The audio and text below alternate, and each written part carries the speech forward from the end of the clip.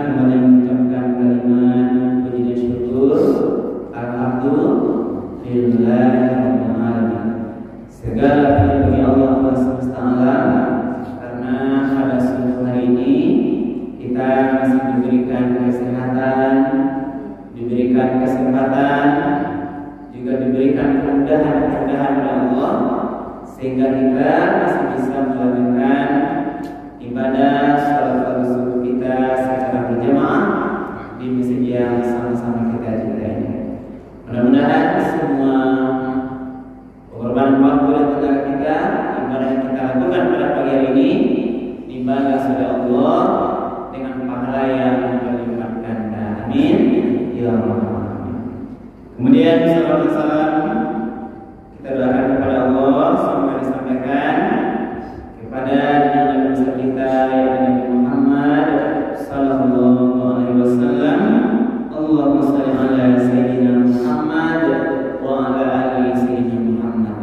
Rasulullah telah membawa umat manusia ini dari zaman jahiliyah kepada zaman yang mengenal Islam dengan meninggalkan Al-Quran dan sunnah-sunnah beliau sebagai pedoman hidup bagi kita dari dunia sampai di akhirat.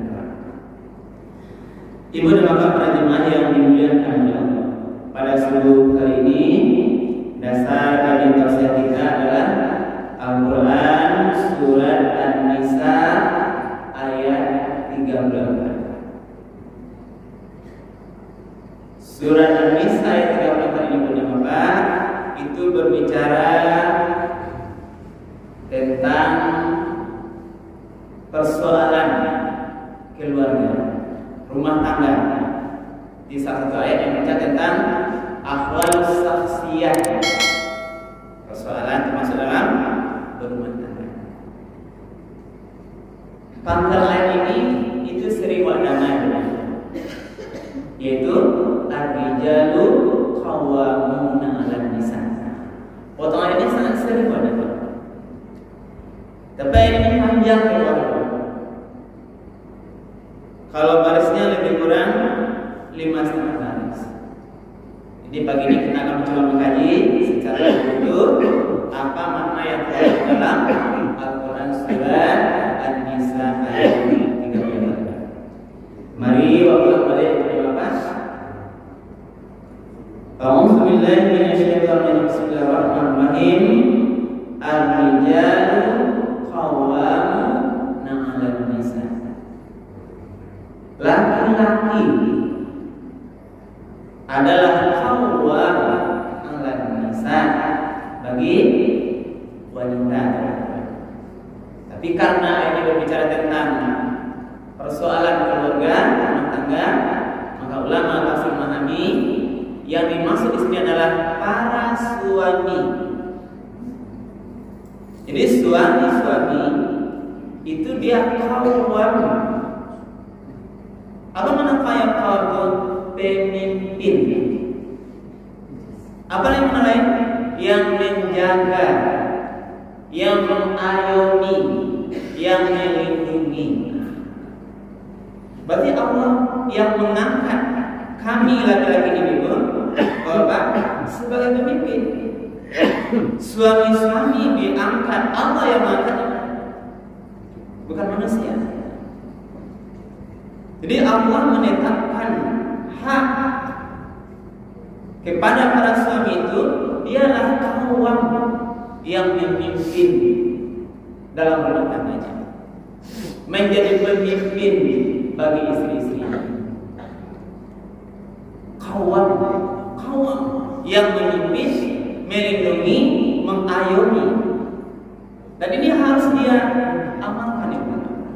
Bagaimana peran pemimpin suami ini harus diamalkan. Apa makna pemimpin? Suamilah yang melindungi istrinya, yang menjaga istrinya. Maka ketika suami tidak melindungi istrinya, berarti dia sudah keluar dari fitrah sebagai suami. Suami yang menzalimi istrinya, berarti dia sudah melanggar hak yang diberikan. Berarti dia sudah tidak lagi menjalankan kepemimpinannya. Makna qawwam. Dan itulah beberapa yang kadang-kadang menjadi persoalan tertentu di dalam rumah tangga. Jadi ar-rijalu qawwamun 'alan nisa. Suami-suami itu adalah pemimpin yang dia menjaga, dia melindungi, dia mengayomi terhadap istri-istrinya. Bima faddalallahu ba'dahum 'ala ba'd. Allah menyatakan di sini, kenapa suami itu pemimpin? Kenapa laki-laki itu diangkat pemimpin? Allah sampaikan di sini, bima faddalallahu ba'dahum 'ala ba'd. Yang pertama adalah karena Allah telah melebihkan sebagian laki-laki itu dari perempuan. Jadi Allah lebihkan laki-laki, Allah lebihkan suami itu berapa? Bagi istri. Dicarilah apa kelebihannya. Ini diantaranya. Yang pertama, Allah berikan kelebihan akal pikiran. Apa maknanya bukan? Laki-laki secara fitrah diberikan kelebihan, dengan akalnya kuat, bisa dia menyelesaikan banyak persoalan sekaligus.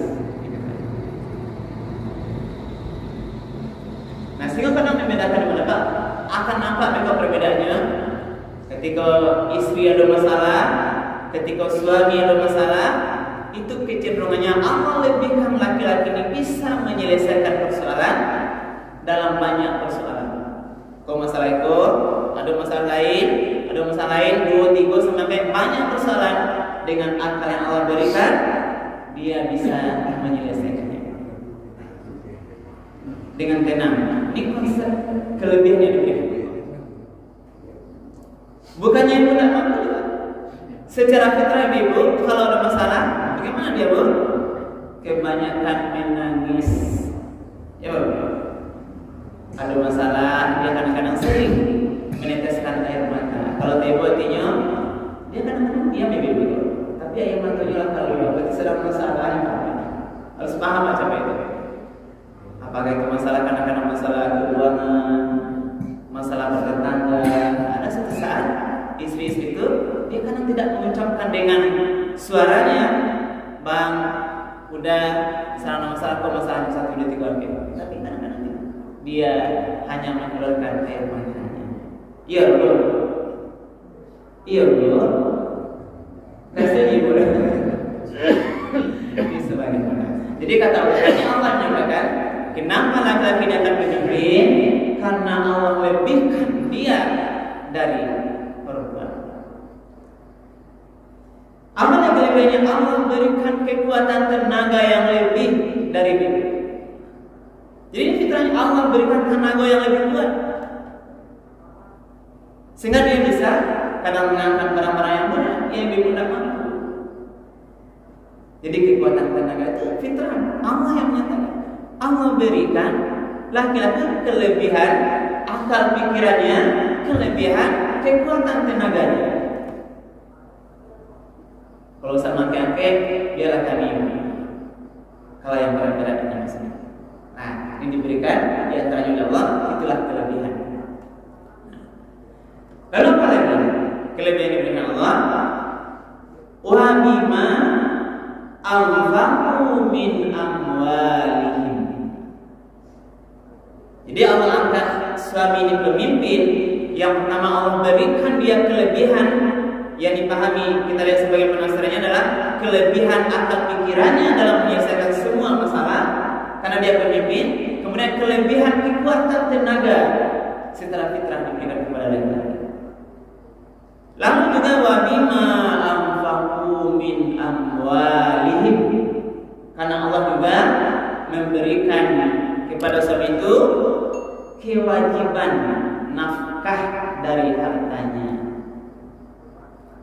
Jadi karena juga Allah dia diberikan kewajiban mencari nafkah, memberikan nafkah bagi istri dan anak-anak itu, karena ini juga Allah sampaikan dia diangkat, dimuliakan sebagai pemimpin di dalam rumah tangga. Karena dia kewajiban memberi nafkah. Dalam persoalan nafkah ini benar. Nah, jadi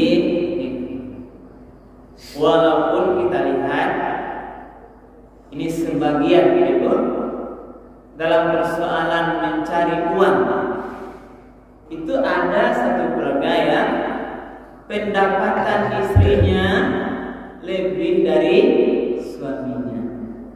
Itu ada.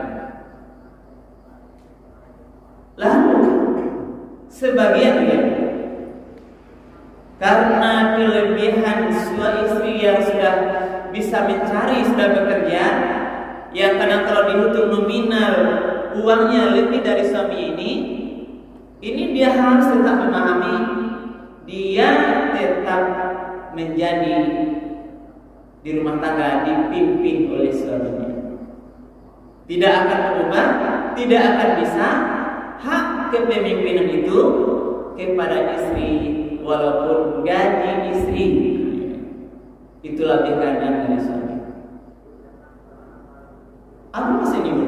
Karena kadang-kadang di sebagian kita lihat persoalan rumah tangga itu, karenalah merasa sebagian istri-istri pitihnya lah banyak, lah pandai mencari pitih, lah pejabat pula di sebuah kantor, sehingga dia sewenang-wenang di dalam rumah tangganya. Ada yang perintah-perintah pada suami, ada yang kalau berkata tinggi pula nada suaranya dari suaminya.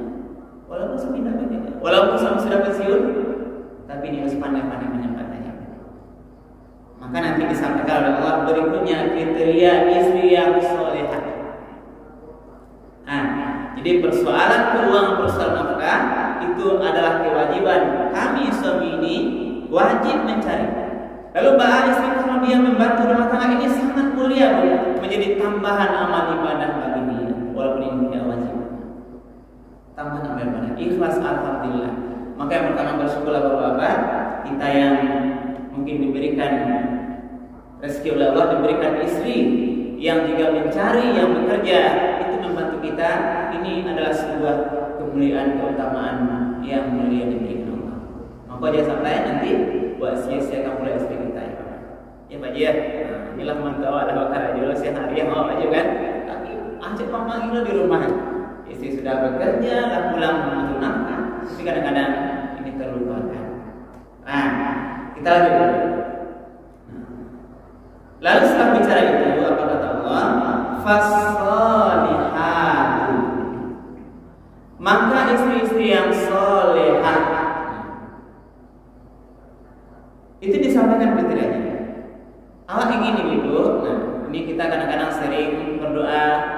tidaklah aku istri yang solehah. Kalian masih ingin jadi istri yang solehah memang? Istri yang solehah yang mulia. Istri solehah adalah perhiasan terbaik suami. Sebagai perhiasan itu adalah istri yang solehah. Perhiasan dunia terbaik. Ke pengajar irama itu sering menyanyikan istri solehah. Setiap keindahan perhiasan dunia, hanya istri solehah perhiasan terindah. Itu isi asal. Bagaimana kriteria solehah itu disampaikan oleh Allah? Fasalihati, maka wanita-wanita yang solehah, istri yang solehah itu qanitatun, dia adalah istri yang taat kepada Allah. Juga dia taat kepada perintah suaminya.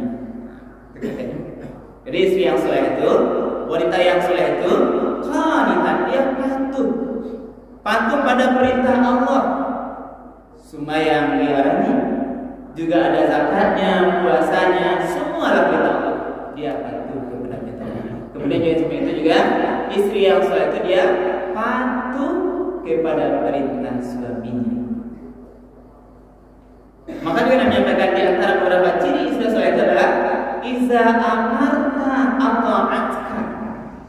Istri yang soleh itu setiap saat diperintah, disuruh oleh suaminya, dia mematuhi, dia mematuhi. Selagi yang diperintah itu tidak berbuat dosa. Jadi komentarnya itu apa? Kepatuhan istri kepada suami adalah selagi yang disuruh oleh suami itu tidak untuk berbuat dosa.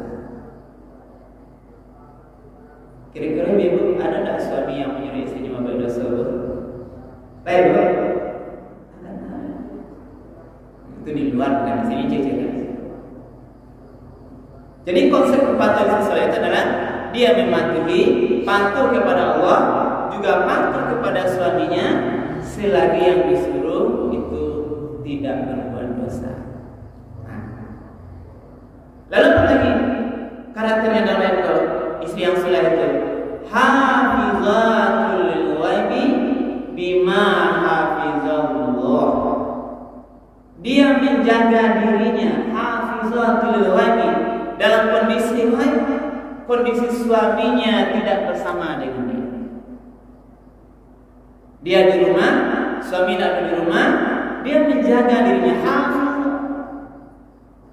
Atau dia keluar bekerja, dia pergi ke pasar, dia kemana-mana. Ketika dia tidak bersama suaminya, istri soleh itu dia hafiz, menjaga dirinya.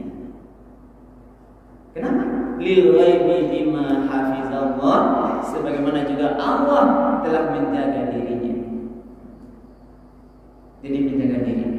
Termasuk ibu dan bapak ini ketika ada tamu contohnya, ketika ada suami tidak ada di rumah, datang orang bertamu ke rumah, itu harus ada aturan. Istri harus hafizah, menjaga dirinya, karena Allah sudah menjaga. Tidak boleh bebas sembarangan bertamu dengan ketika suami tidak ada. Ini istri yang soleh. Lalu ada istri yang khusus. Ini untuk kita bapak. Penanganan bagaimana caranya kalau istri kita tidak patuh, baik tidak patuh pada Allah, termasuk tidak patuh kepada kita sebagai suami, atau namanya nusyus. Wallati takhafuna nusyuzahunna, dan perempuan-perempuan atau istri-istri yang kamu khawatir nusyus. Nusyus ini maknanya juga adalah pembangkangan, atau makna dia meninggalkan kewajibannya sebagai istri. Wallati takhafuna nusyuzahunna, dan bagi perempuan-perempuan atau istri-istri yang dia nusyus, meninggalkan kewajiban sebagai istri, atau dia membangkang bahasanya, maka ada langkah-langkah yang diberikan. Di situ ada 3 langkah. Nah, ini untuk apa? Bacanya, langkah yang pertama adalah fa'izuhunna. Jadi kalau di istri ya tidak menjalankan kewajibannya, atau mungkin dia melanggar perintah Allah, atau tidak patuh kalau suami lain, maka yang pertama langkahnya adalah fa'izuhunna. Maka berilah dia nasihat secara baik. Lagi nasihat. Sembahyang tidak mau, atau berbuat yang lain tidak patuh ke suami, disuruh mengerjakan apa yang diajak oleh suami, tidak mau patuh dia. Maka langkah pertama Bapak kita sabar dulu. Langkah pertama kata Allah fa'izuhunna. Agar nasihat. Nasihat dengan baik, tunjukkan dia dengan jalan kebenaran. Di istriku, kau tidak boleh di kerajaan. Hentikan. Bergaul bertetangga, tidak boleh. Sabar dan sebagainya. Maafkan orang lain dan sebagainya. Jadi penasihatannya fa'izuhunna, agar nasihat-nasihat, pelajaran-pelajaran, ingatkan dia, sentuh hatinya. Sentuh hatinya, gitu hatinya. Tentu bapak-bapak lebih paham ini, bagaimana menasihati, nasihat yang terbaik bagi istri. Bicarakan dengan baik. Ini istri tidak patuh lagi, istri sudah melawan, istri sudah membangkang, atau istri tidak mau mengerjakan perintah Allah. Ada istri yang tidak mau sembahyang, ada istri yang tidak patuh. Suaminya soleh, tapi dia dipuji dengan istri yang tidak soleh. Suka dia kadang menyakiti hati orang lain. Ya kan ada. Karena ini sudah dicontohkan sama Nabi. Bahkan Nabi sendiri juga istrinya ada yang durhaka. Lihat Nabi Lut, istrinya durhaka. Istri Nabi, apalagi istri kita manusia biasa ini, maka akan ada Tuhan. Nah karena itu apa kata Allah terhadap istri yang nusyus, maka langkah pertama nasihati dulu. Ibu kok senang loh nasihati ibu ya. Ini ya, kalau salah ini nih dinasihati lalu ada betul sana, kita langsung minta aja deh. Nasihati dulu salah. Senang istri. Nah, kalau tak bisa, baru masuk langkah kedua. Kalau dia tidak mampu dinasihati sudah dengan benar, amal elok, ada sampaian baik oleh suami, lalu tidak patuh juga dia, atau mungkin makin melawannya. Ya, maka bapak harus menyimpulkan yang kedua. Katakan di sini, wahjuruhunna fil madajih. Maka abaikan dia. Pisah tempat tidur, pisah ranjang, atau membelatkan dia aja Pak M, pisah. Tapi belum langsung pacaran kayaknya, udah mau bantu langsung pacaran, pisah. Tapi pisah dulu. Yang kalau biasa satu kamar boleh nanti berbeda atau bersama, ini pisahnya artinya mengabaikan, mencuekkan, tidak diajak berbicara. Ini makna dalam artian secara psikologis. Istri yang baik, kalau suami lah mulai biasanya dia baik-baik berbicara, tapi suatu saat dicuekkan dia, misalnya memulangkan atau nama laki jawab. Ini adalah barangkali dia sedang mengajar istrinya, mengajar dia untuk biar patuh kembali. Dinasihati namun ini cuekin. Ini barangkali suami yang soleh atau suami yang baik sedang mengajar. Nah, jadi kalau istri yang baik, kalau lah berpisah, kalau tidak mau bersama, walaupun satu rumah, ini harus cepat kembali sadar. Yang soleh inilah cara yang diberikan oleh Allah kepada suami untuk mendidik istri. Masih tak aman. Lah demikian secara psikologis berpisahannya atau dicuekin, tapi tetap tidak patuh istri, maka barulah timbul langkah yang berikutnya. Fatribuhun, maka pukullah dia. Ya Bapak, ada kata-kata pukul, ya Pak Ji, suruh pukul. Tapi pukul ini ada penafsirannya. Pukulan yang tidak menyakitinya, pukulan yang tidak meninggalkan bekas.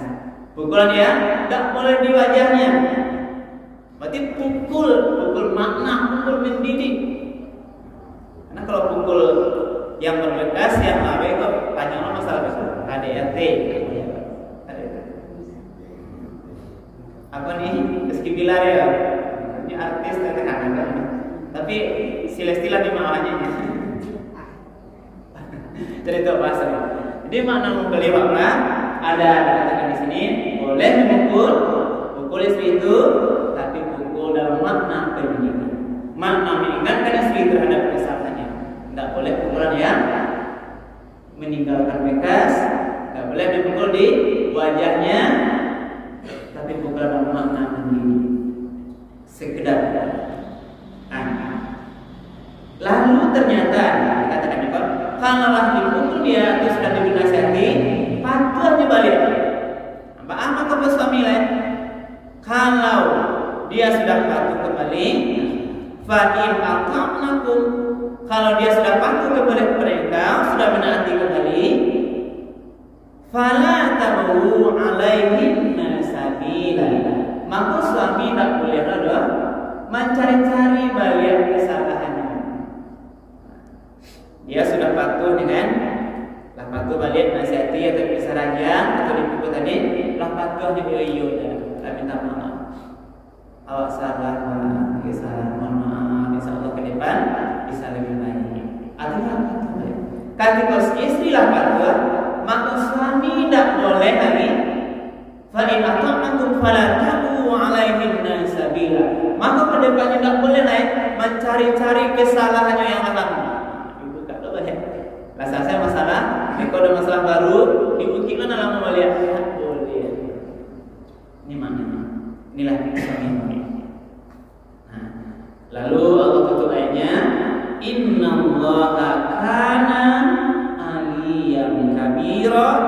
Sesungguhnya Allah Maha tinggi lagi Maha besar. Ibu dan bapak yang dimuliakan Allah. Maka inilah disampaikan beberapa aturan dalam rumah tangga tadi yang akan kita ambilnya. Yang pertama, bahwa suami adalah pemimpin dalam rumah tangganya. Dalam kondisi apapun, termasuk kondisi keuangan atau kondisi bagaimanapun, apakah suaminya sedang sakit, istrinya banyak uangnya, bekerja dia seorang pejabat, tidak bisa merubah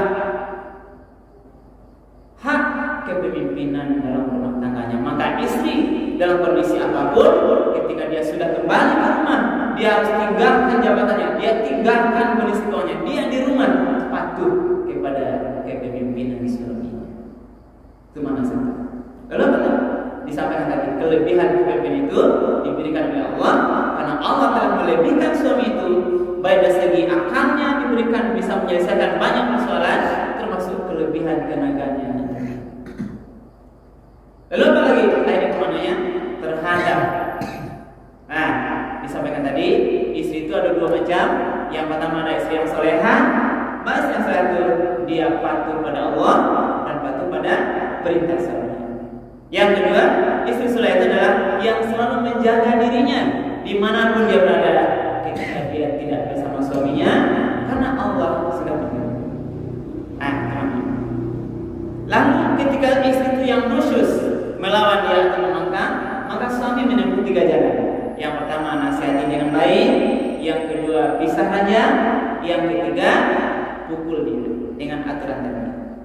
Yang terakhir Allah tutup ayatnya, ketahuilah tadi katakan, kalau istri patuh sudah taat kembali, maka suami tidak boleh balik mencari-cari mengungkit-ungkit persoalan lama yang nanti akan menimbulkan persoalan. Allah Maha tinggi lagi Maha besar, akan memberikan Allah tentu untuk kemaslahatan kebaikan rumah tangga kita. Mari kita berdoa mudah-mudahan rumah tangga yang kita jalan ini selalu menjadi rumah tangga yang diridhoi oleh Allah sampai akhir hayat, menjadi rumah tangga yang sakinah, mawaddah, warahmah. Amin ya. Sebelum kita tutup, ada pertanyaan yang boleh Bapak? Ada Bang? Tidak. Kalau tidak ada, kita cukupkan kasih kita pada hari ini. Mudah-mudahan bermanfaat, ditambahkan pengetahuan bagi kita untuk lebih baik masa depan. Kita berdoa mudah-mudahan Allah Subhanahu wa taala selalu meridu kita, dan pada saat kita dipanggil menuju kembali kepadanya, kita dalam keadaan husnul khatimah. Amin ya. Terima kasih. Subhanallah wa bihamdihi.